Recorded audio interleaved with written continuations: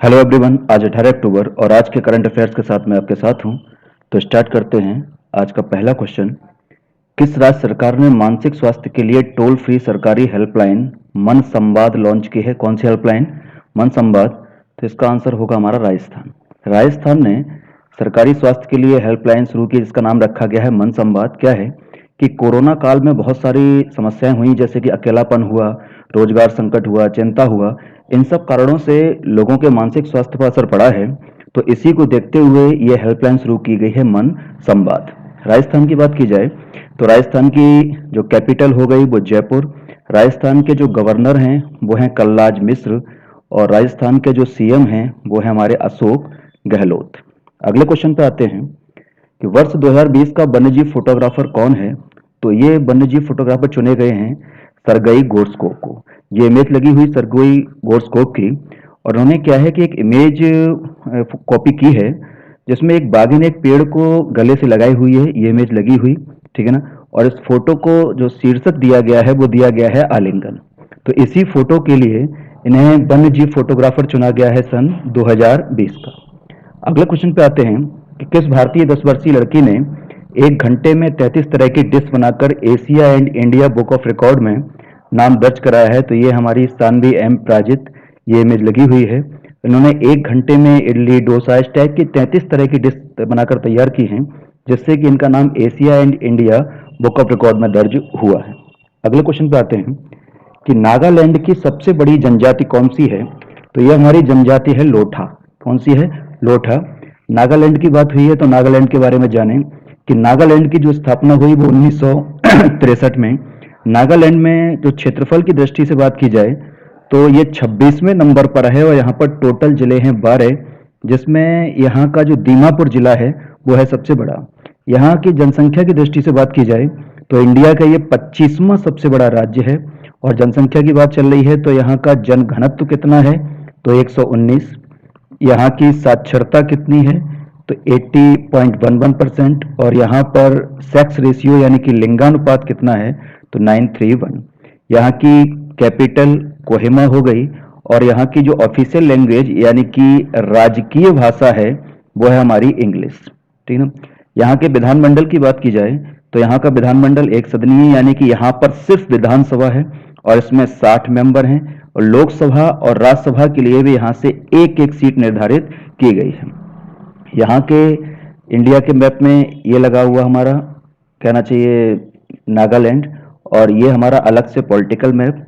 यहाँ के अगर हम गवर्नर की बात करें तो यहाँ के गवर्नर ये इमेज लगी हुई और इनका नाम है RN रवि, ठीक है ना। यहाँ के सीएम की बात की जाए तो ये इमेज लगी हुई और सीएम का नाम है हमारा निहिपियू राव, ठीक है ना। यहाँ के राजकीय पशु की बात की जाए तो ये रहा मिथुन, यानी कि एक भैंसे की प्रजाति। यहाँ पर पक्षी की बात की जाए, ये हमारा पक्षी लगा हुआ, तो ये पक्षी है यहाँ का राजकीय पक्षी ब्लिथ ट्रैगोपान, ब्लिथ ट्रैगोपान।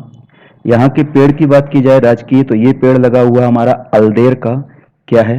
अल्देर। और यहाँ के राजकीय पुष्प की बात की जाए तो रोहोडोंट्रेटॉन, और इसको हिंदी में बोलते हैं बुरंस का पेड़। अगला आते हैं कि यहाँ के त्योहार और मेलों की बात की जाए तो यहाँ के जो इम्पोर्टेंट त्योहार या मेला हैं उसमें इम्पोर्टेंट सबसे ज़्यादा जो पूछा जाता है हॉर्नबिल त्योहार। उसके अलावा जो पूछा जाता है यमसी त्योहार, ये दो ज़्यादा पूछे जाते हैं। इसके अलावा जो इम्पोर्टेंट हमारे वो मुआसू त्योहार पूछा जाएगा, सेके रनई त्योहार पूछा जाएगा, वांस त्योहार पूछा जाएगा और आंग मोंग त्योहार। ये इम्पोर्टेंट त्योहार है यहाँ के पॉपुलर। आगे आते हैं कि यहाँ के पर्यटन की दृष्टि से यहाँ क्या क्या इम्पोर्टेंट है। तो यहाँ पर्यटन की दृष्टि से सबसे इम्पोर्टेंट जो है वो यहाँ पर कोहिमा, ठीक है ना। उसके बाद यहाँ पर मोको कचुंग क्षेत्र जो है। इसके बाद जो दीमापुर जिला जो सबसे बड़ा जिला है वो भी बहुत इम्पोर्टेंट है। बहुत ज़्यादा पूछा जाता है कि जुकू घाटी किस राज्य में है, तो हमें याद रखना है नागालैंड। इसके अलावा एक पर्यटन स्थल है उसको बोला जाता है फेक पर्यटन स्थल, वो ये यहाँ पर इम्पोर्टेंट है, ठीक है ना। इसके बाद यहाँ की एग्रीकल्चर की बात की जाए तो नागालैंड की तकरीबन 70% जनसंख्या एग्रीकल्चर से जुड़ी हुई है। यहाँ की मुख्य फसलों में चावल है, मक्का है और ज्वार है, ठीक है ना। और यहाँ की अगर नकदी फसलों की बात की जाए तो गन्ना और आलू इंपॉर्टेंट यहाँ की नकदी फसलें हैं। इसके अलावा कॉफी और चाय का भी यहाँ पर सफिशिएंट उत्पादन होता है। यहाँ के नेशनल पार्क और वन्य जीव अभयारण्य की बात की जाए, ठीक है ना, तो एक यहाँ पर है फकीम वन्य जीव अभयारण्य, ठीक है ना।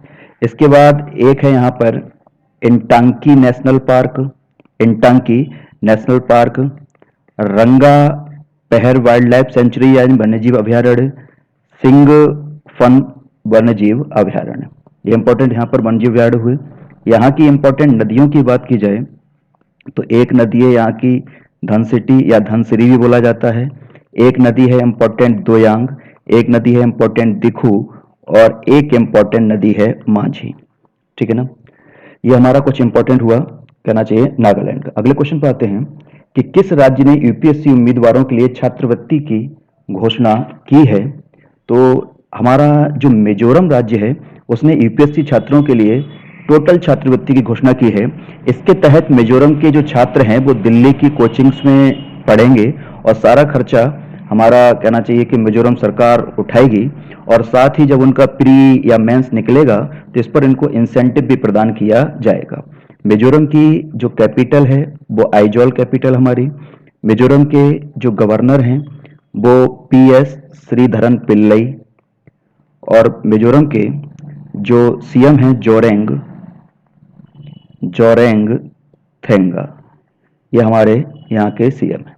अगले क्वेश्चन पे आते हैं, हिंद प्रशांत क्षेत्र के लिए दूत नियुक्त करने वाला पहला देश कौन सा है। तो ये देश है हमारा फ्रांस, ठीक है ना। फ्रांस ने इस हिंद प्रशांत क्षेत्र में जो चीन की वजह से तनावपूर्ण स्थितियां पैदा हो गई हैं उसके लिए अपना एक दूत नियुक्त किया है और उसका नाम है क्रिस्टोफ पेनोट। क्या नाम है?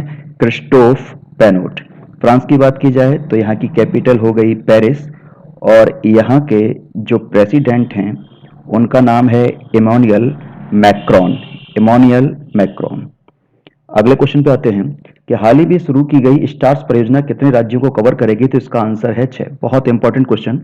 क्या है कि ये जो परियोजना है वो बेसिकली वर्ल्ड बैंक ने इसके बारे में सुझाया है, और जो स्टार्स है STARS, इसकी फुल फॉर्म जो हमारी है वो है स्ट्रेंथनिंग टीचिंग एंड लर्निंग, ठीक है ना, strengthening teaching and learning and results for state. क्या है, मैं दोबारा बोल रहा हूँ, स्ट्रेंथनिंग टीचिंग एंड लर्निंग, ठीक है ना, एंड रिजल्ट्स फॉर स्टेट, ये परियोजना है।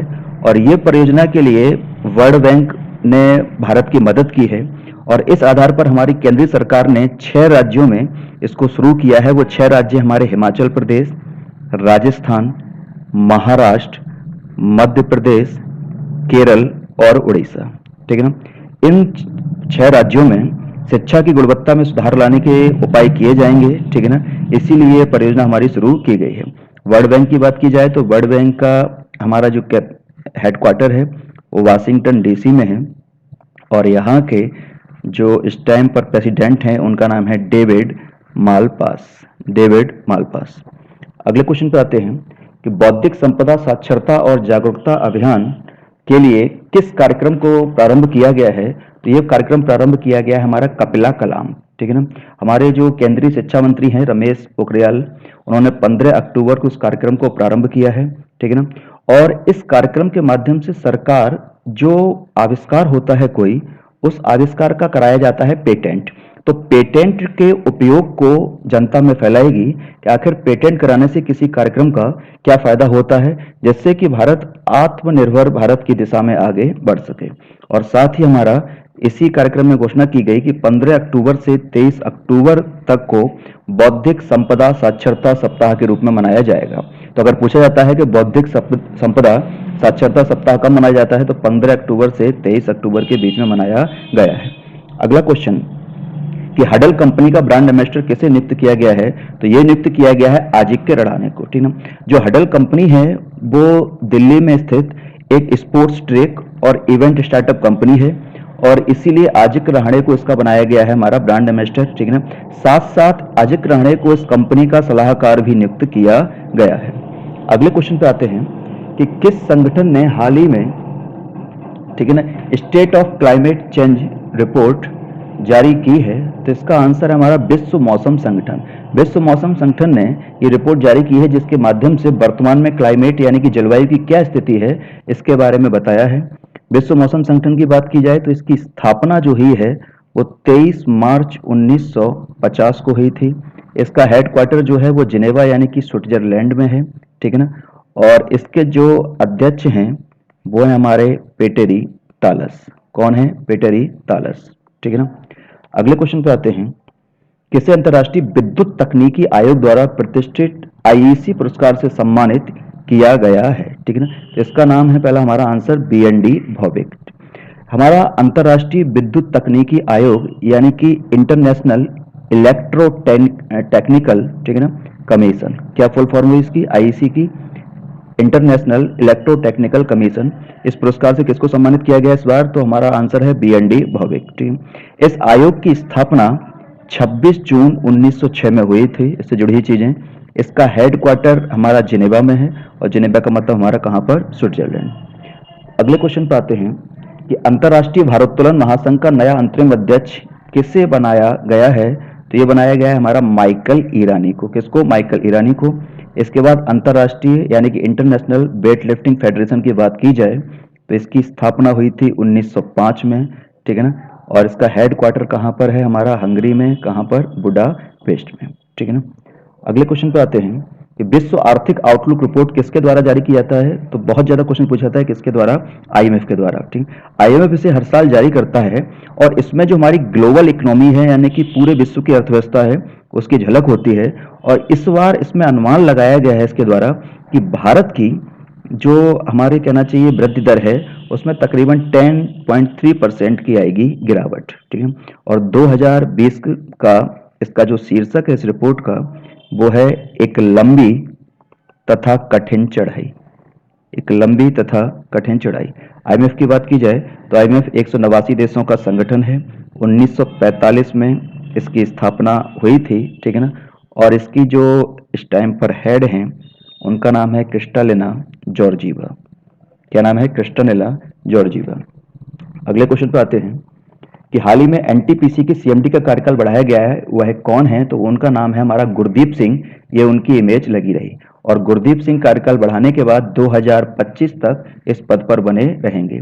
NTPC की बात की जाए तो NTPC की full form national thermal power corporation. इसकी स्थापना 1975 में हुई थी और इसका हेड क्वार्टर जो है हमारा वो कहाँ पर है? दिल्ली में, ठीक है ना। तो रिसेंटली इसके अध्यक्ष थे हमारे गुरदीप सिंह ही, CMD चीफ मैनेजिंग डायरेक्टर। इन्हीं का कार्यकाल फर्दर बढ़ा दिया गया है, कब तक? 2025 तक। अगला क्वेश्चन, हाफ मैराथन चैंपियनशिप 2020 का ब्रांड एम्बेसडर किससे बनाया गया है? तो ये बनाया गया है हमारे कॉन्स्टेंटिना डिटा को, ठीक है ना। इन्हें हाफ मैराथन चैंपियनशिप 2020 का ब्रांड एम्बेसडर बनाया गया है। ये इनकी इमेज लगी हुई, ये रोमानिया कंट्री से बिलोंग करती हैं। और पहले ये जो हाफ मैराथन थी वो हमारी 21 मार्च 2020 को होनी थी, लेकिन कोविड-19 के कारण ये प्रोग्राम टाला गया। अब इसका आयोजन है हमारा अक्टूबर 2020 में, ठीक। और जो हमारी कॉन्स्टेंटिना डिटा हैं इन्होंने कहना चाहिए कि 2008 ओलंपिक की ये चैंपियन है। 2008 ओलंपिक की चैंपियन है। इसमें इन्होंने 8 में से 7 पदक जीते थे, ठीक है ना, जो एक रिकॉर्ड स्थापित किया गया था। तो इसीलिए हाफ मैराथन चैंपियनशिप 2020 का जो ब्रांड एम्बेसडर है वो है कॉन्स्टेंटिना डिटा। ये आज का करंट अफेयर्स पूरा हुआ। उम्मीद है पसंद आया होगा आपको। अगले सेक्शन के साथ फिर मिलते हैं।